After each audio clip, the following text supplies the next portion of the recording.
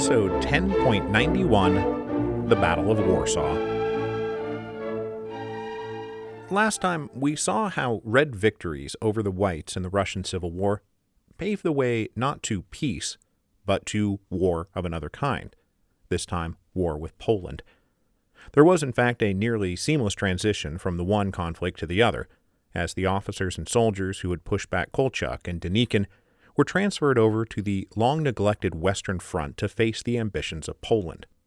The two sides in the resulting Polish-Soviet War had mutually exclusive visions for the future of Eastern Europe. The Russian communists, riding high on their victory over the Whites, rekindled their dream of rolling the proletarian revolution west towards Germany, and they planned to establish a network of Soviet socialist republics under Moscow's leadership. The Poles, meanwhile, wanted to expand their borders east, rebuild the old boundaries of the Polish-Lithuanian Commonwealth, and bring almost all of Eastern Europe under Warsaw's leadership. With the Russians still untangling their civil war in the spring of 1920, the Polish army under Józef Pilsudski launched a daring offensive that saw them capture most of eastern Ukraine, and by the first week of May, see their armies marching into Kiev. Now, though the Poles were pretty much going to stop there, like they were not threatening to march on Moscow and overthrow the communist government, their advance still represented a dire threat to the Russian communists, both from their national perspective as Russians and international perspective as communists. As I mentioned last week, they viewed the Polish War as the third campaign of the Entente, and believed Britain, France, and the other allies were using the Poles to fight Russian communism as they had previously and unsuccessfully used Admiral Kolchak and General Duncan. So the Polish advance was really taken to be the advance of the Allies, who would then install pliant puppets on the borders, threatening both Russia's traditional territorial integrity and their ongoing socialist revolution.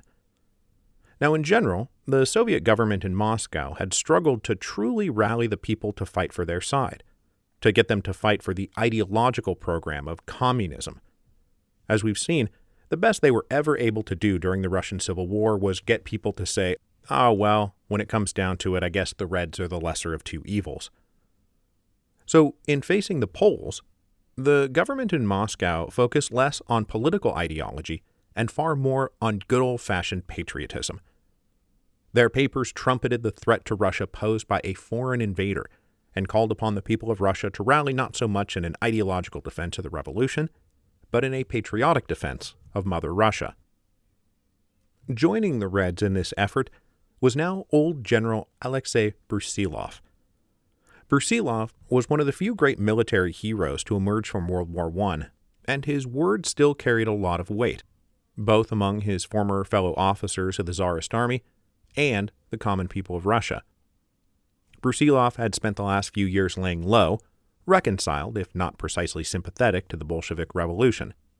But in the spring of 1920, he emerged to publicly encourage his military colleagues and the citizens of Russia generally to set aside their political differences and join the Red Army. On May the 30th, Brusilov published an appeal in Pravda that was formally addressed to all former officers wherever they may be. And in this address he said, "Forget the wrongs you have suffered. It is now your duty to defend our beloved Russia with all your strength and to give your lives to save her from irretrievable subjugation." Now, this is a bit of an overstatement, but Brusilov's point was generally that the Russian Civil War was kind of being put in the rearview mirror, and they were all going to have to move forward together, and right now they faced a threat together, the threat posed by a resurgent Poland.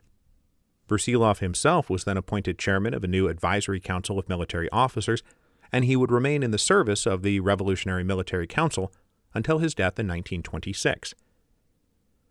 The patriotic calls in the spring of 1920 proved highly successful, and the Reds quickly raised an extra 100,000 soldiers as well as 14,000 officers to join the war against Poland. The usefulness of intermixing Russian patriotism with Russian communism was plainly evident, and it would be used to great effect in the years and decades to come. There is a reason Stalin called the war against the Nazis the Great Patriotic War. For this patriotic war, the communists mobilized a huge army on two fronts, one called the Western Group mobilized in Belarus, and the other known as the Southwestern Group, in Ukraine.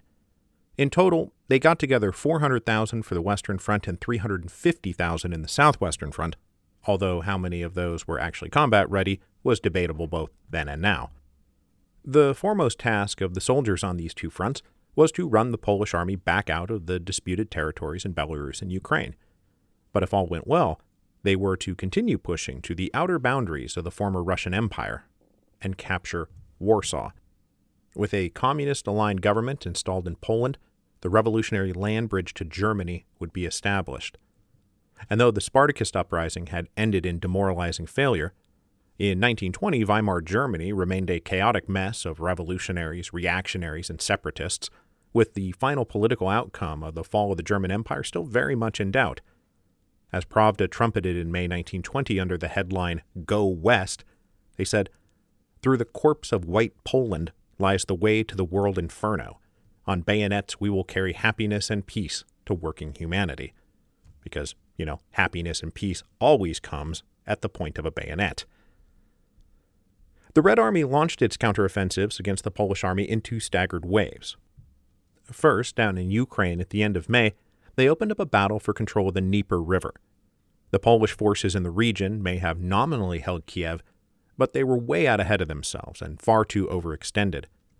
Plus, their supposed local Ukrainian ally, Szymon Petlura, led only a small and relatively insignificant army, and he enjoyed no local influence to speak of. The Red Army, meanwhile, was led from the front by General Budyny and his 1st Cavalry Army, those guys who had proven so decisively effective during the campaign against Duncan the year before. Budyny won a critical breakthrough in the lines on June the 5th, and Pilsudski had to order the evacuation of Kiev on June 10th. Now, Pilsudski had planned to send forces from Ukraine up north to reinforce the defensive lines in Belarus, but the Red Army's successes in Ukraine precluded that possibility. Over the next 10 weeks, the Red Army in Ukraine steadily advanced towards the western city of Lviv, where they expected to soon stand poised to join their comrades moving freely across Belarus for a mass convergence on Warsaw. The Red Army advancing through Belarus was moving just as easily. The Polish defensive plans called for occupying the vast networks of the German trenches left over from World War I, which, remember, is only 18 months in the rearview mirror. But they did not have sufficient manpower, and they were spread far too thin. The Reds launched their offensive on July 5th and quickly sent the Polish army tumbling backward. After breaking through the first line of Polish defense, the Reds recaptured Minsk on July 11th. Then they broke through the second line of the Polish defenses and captured Vilnius on July 14th. Then the third Polish line of defense fell, and the Reds captured Grondo at the end of July. Marching with bold confidence, the Red Army now stood just to the east of the so-called Curzon Line, the line the Allied powers had marked down as the eastern border of Poland. Not recognizing the validity of this demarcation at all, the Red Army simply continued to advance west, and orders went out confirming that their final destination was now Warsaw. As the Red Army marched, the Soviet leadership's confidence soared. Lenin became positively giddy at the idea that the depressing setbacks for international revolution in the immediate wake of World War I were now proving to be mere hiccups. He could once again trumpet worldwide socialism as a historical inevitability. In Pravda, Nikolai Bukharin wrote that they would move beyond Warsaw right up to London and Paris. And for every mile further the Red Army marched west, the exhortations to patriotic defense of the motherland against a foreign invader grew weaker, and the triumphant declarations of the revolutionary advance of socialism grew louder. They started taking the capture of Warsaw for granted, and communist plans now looked ahead to Germany, Czechoslovakia, Austria, Hungary, and Italy. The summer of 1920 was the last true high point of the belief that Russia would be the launchpad of the international revolution, something to be aggressively exported abroad rather than merely protected and cultivated at home. The brief spell of being dizzy with success just so happened to coincide with the Second Congress of the Communist International, which met in Moscow from July 19th to August 7th.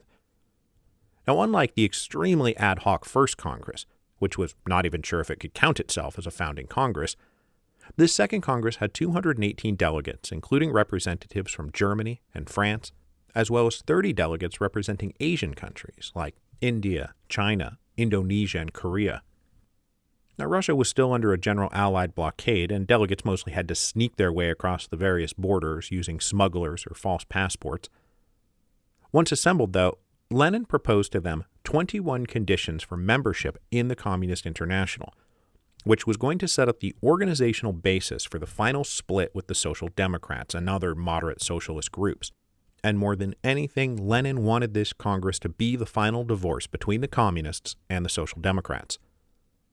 So point 7 read, "The parties that wish to belong to the Communist International have the obligation of recognizing the necessity of a complete break with reformism and centrist politics, and of spreading this break among the widest possible circles of their party members."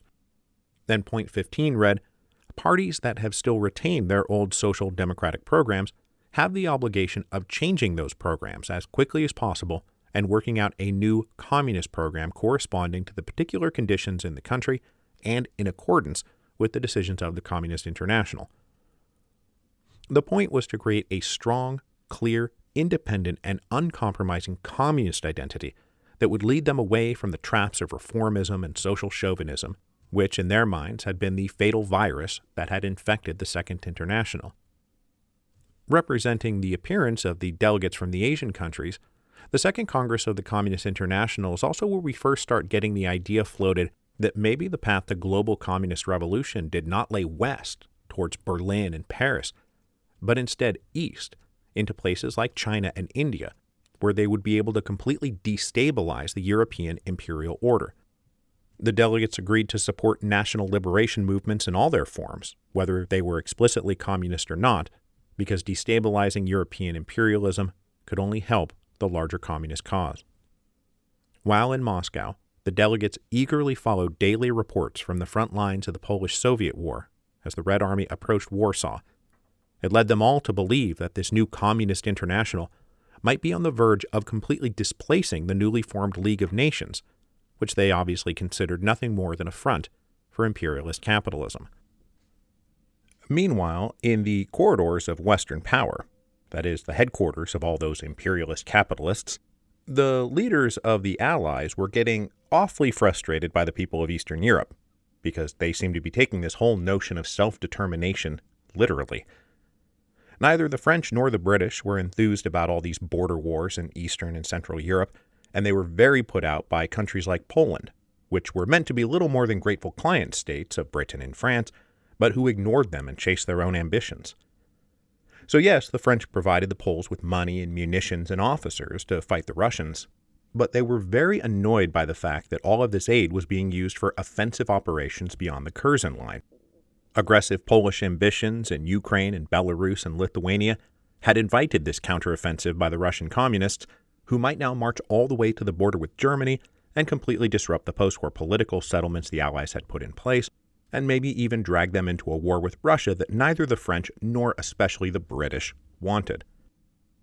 With the Polish army falling back and the Red Army advancing, the Poles now went to the Allies and asked for help negotiating an end to the conflict, which the Allies agreed to on the condition that Polish forces withdraw to the border intended to delineate their eastern ethnographic frontier, arbitrarily determined to be the aforementioned Curzon line. Further, the Poles had to agree that all territorial disputes in the borderlands between Poland and Russia would be left to the Allies to decide. They would be the ones who decided who went where, not the people on the ground. On July 11th, British Foreign Secretary George Curzon, he of the Curzon Line, sent a telegram to Russian Commissar of Foreign Affairs Georgy Chicherin, requesting the Red Army halt at the Bug River and accept it as a temporary border with Poland, implying that the Allies would actively aid the Poles to defend this line if Russia kept advancing.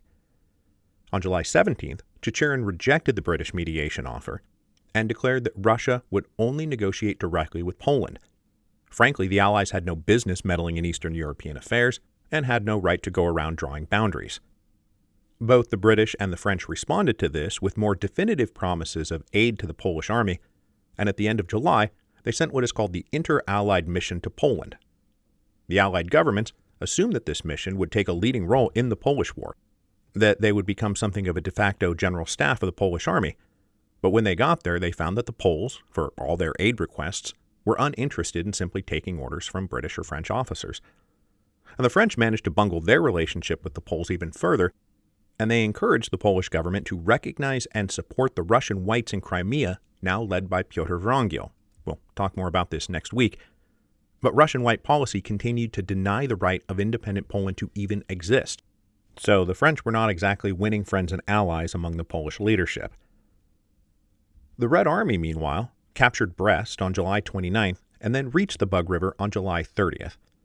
Now, the Bug River does have some historical significance as a loose geographical dividing line between east and west, with those east of the river tending to be Orthodox Christian, while those on the west side of the river being Catholic.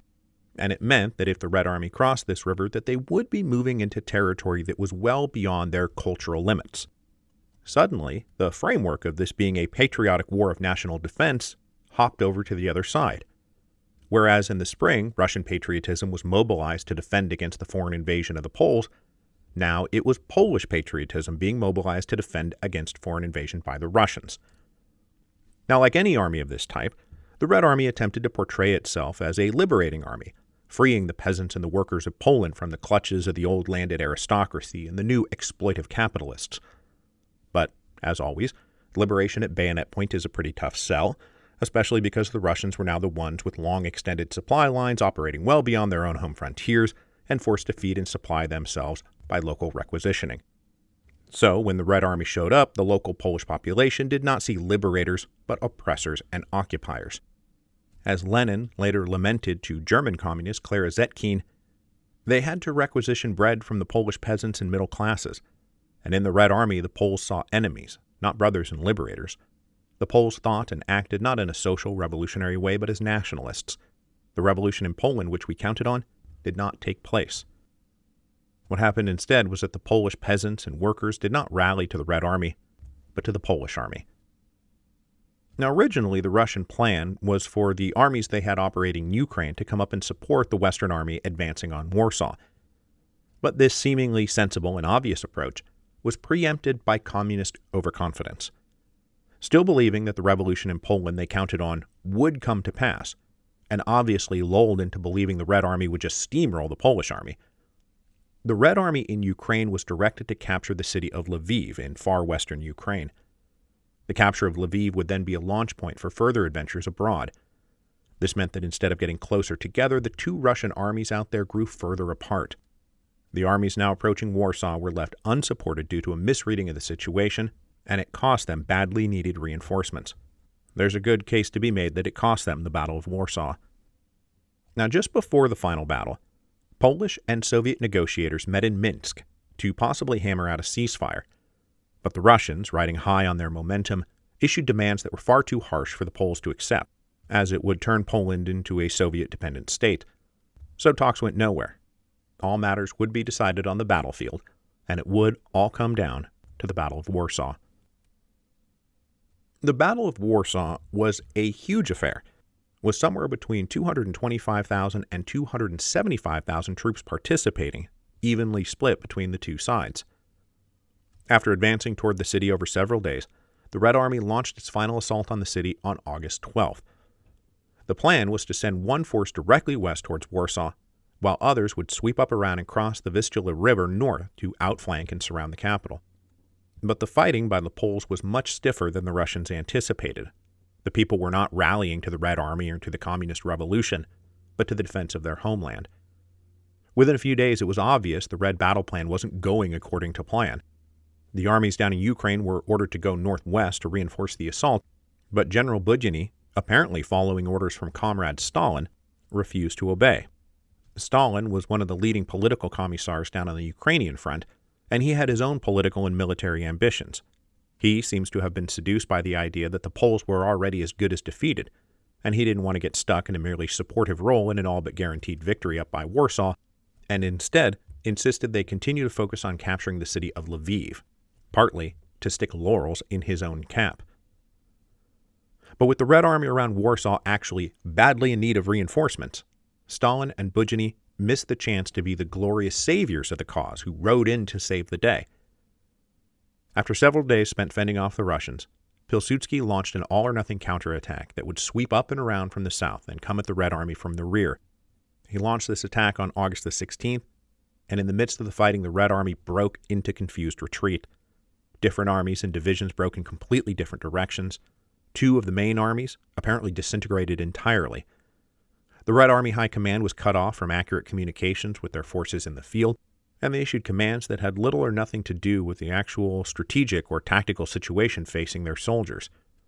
Disoriented and demoralized and hit from all sides, the Red Army started falling back from Warsaw in disarray. Their sure victory turned into a massive and stunning defeat. As late as August 19th, the Red High Command tried to hold the line and regroup for another assault, but it was already too late. Their units were spread out far and wide, cut off from each other, many of them in chaotic retreat. Tens of thousands of Russian soldiers simply gave up and surrendered around Warsaw. Tens of thousands more wound up crossing the border into East Prussia, where they were detained and interned by the Germans. The estimated Russian losses in the Battle of Warsaw were something like 10,000 killed, 500 missing, 30,000 wounded, and 66,000 taken prisoner. It was, by all accounts, a devastating military defeat. It was also a shocking turnaround from the high hopes they had had just a few days earlier. The Reds believed they were about to capture all of Poland, and now they were falling back hundreds of miles east to the Niemen River in Belarus. The Battle of Warsaw was a huge victory for the Poles, and for Pilsudski in particular, who had been enduring heavy criticism for his handling of the war to date, though his critics were eager to deny him even this great victory, and they called the Battle of Warsaw the miracle on the Vistula, and they attributed the salvation of Poland to divine providence, and specifically the Virgin Mary, rather than the political and military acumen of Józef Pilsudski. So with the Polish army once again advancing while the Red Army retreated, we can see that the Polish-Soviet War unfolded as a great sloshing back and forth of armies across Eastern Europe. First, the Red Army had sloshed west over the winter of 1918-1919 during the Target Vistula days. This triggered the counter-slosh east as the Polish army advanced in the summer of 1919, and the Red Army fell back, until the front line was practically on the Russian border by the spring of 1920.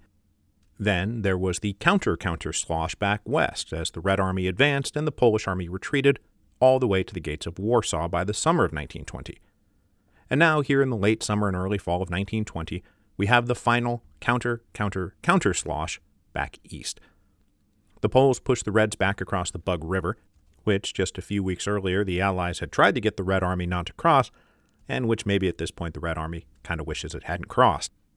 The Russians then tried to make a stand around the city of Grondo on the Niemen River, but in the subsequent battles at the end of September, the second largest battles after the Battle of Warsaw, the Red Army was again outflanked and forced to retreat deeper into Belarus.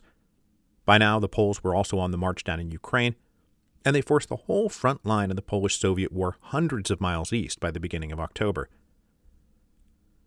This sudden about-face and the miracle of the Vistula led both sides to reconsider peace.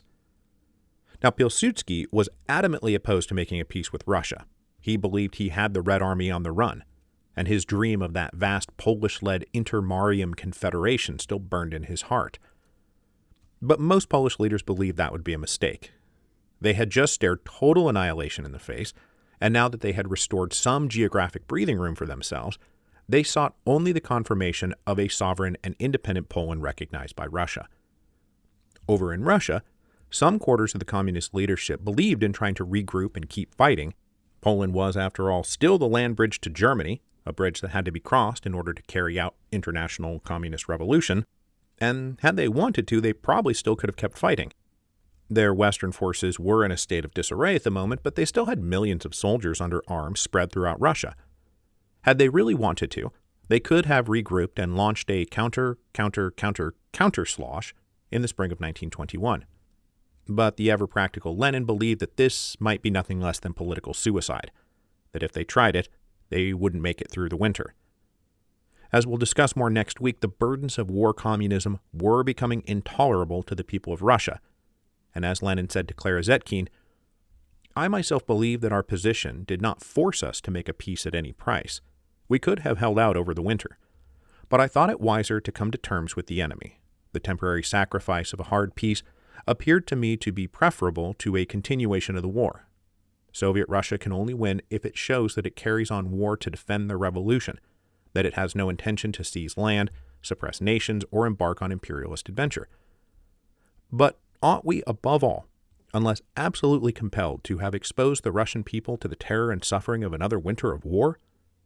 No. The thought of the agonies of another winter of war were unbearable. We had to make a peace.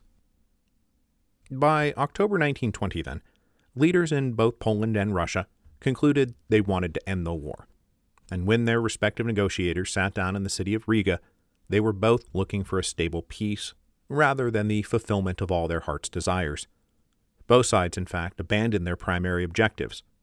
The Poles gave up on the idea of expanding their borders to the old limits of the Polish-Lithuanian Commonwealth, and the Russians gave up on the idea of trying to install a communist regime in Poland.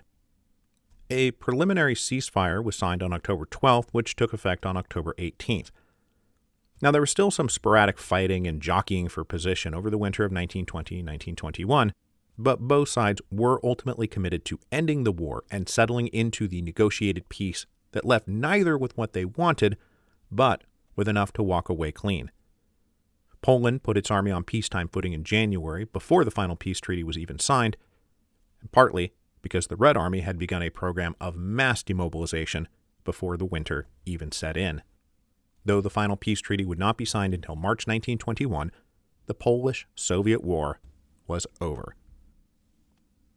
The immediate impact of the Polish-Soviet War and its lasting legacy are mostly about what didn't happen, rather than what did. Because when you look at the final maps of the Treaty of Riga, after all this sloshing about, everyone is kind of right back where they started. Something like 100,000 people were killed. There was massive material and economic devastation. There was uncalculatable traumas inflicted on both soldiers and civilians as the armies marched back and forth across Eastern Europe. And for what? Kind of looks like for nothing. Kind of looks like they could have done none of that and wound up in exactly the same place. So the legacy of the war is wrapped up in the fact that it headed off the dramatic scenarios that would have resulted from a clear victory for either side. Polish victory might have led to a legitimately resurgent Poland occupying a massive space on the maps of Europe, no longer a contested borderland between Germany, Austria, and Russia, but a major power in its own right, ascendant at a time when Germany, Austria, and Russia were all reeling from the collapse of their respective empires. Who knows how that would have changed the near future of European war and diplomacy. On the other hand, and this is the legacy more commonly pointed to, had the Red Army won the Battle of Warsaw and successfully installed a communist regime in Poland, who knows what they might have accomplished in neighboring Germany. Maybe their communist revolution would have kept marching to Berlin and then to Paris and London. With this threat on the table, the Allies probably would have been forced into a direct war with Russia they did not want, but which they probably would have deemed unavoidable to prevent Western Europe from going red. As it stands, the Battle of Warsaw is treated in some quarters as one of the most important battles in European history, as the moment when communism was blocked from entering Western Europe. And certainly we can see a clear departure in both domestic and foreign policy in Russia come the spring of 1921. These changes were not entirely caused by the defeat in Warsaw, but certainly they were very much informed by it. Now, all this talk of the miracle on the Vistula halting the spread of evil atheist communism can obviously go too far, especially because it's not clear how much even a victorious Russia, at that time and under the conditions that prevailed in 1921, would have been able to truly exert their authority over a hypothetically communist Poland, nor how much support the local Polish communists would have even had. Which is to say, once installed, they might have been overthrown in a fortnight. And so yes, the Battle of Warsaw is the historical moment when the spread of communism is halted, but it's by no means the only possible historical moment when that might have happened. But hypotheticals aside, the Battle of Warsaw was that moment. It was the historical moment when the spread of communism was halted, and it is thus a critical moment in the timeline of the Russian Revolution and European history. Now, next week, we'll turn our attention back to domestic concerns in Russia, as Lenin himself was already doing as he pushed to make peace with Poland. Since October 1917, the communists had imposed a harsh reign on the people of Russia. 3 years of emergency conditions and ongoing war had justified those conditions, but the people were getting awfully sick of the burdens imposed on them, and going into the winter of 1920-1921, The most acute threat to the communist government in Moscow was not the Allies or conservative whites or the Poles, but the very workers and peasants on whose behalf they claimed to rule.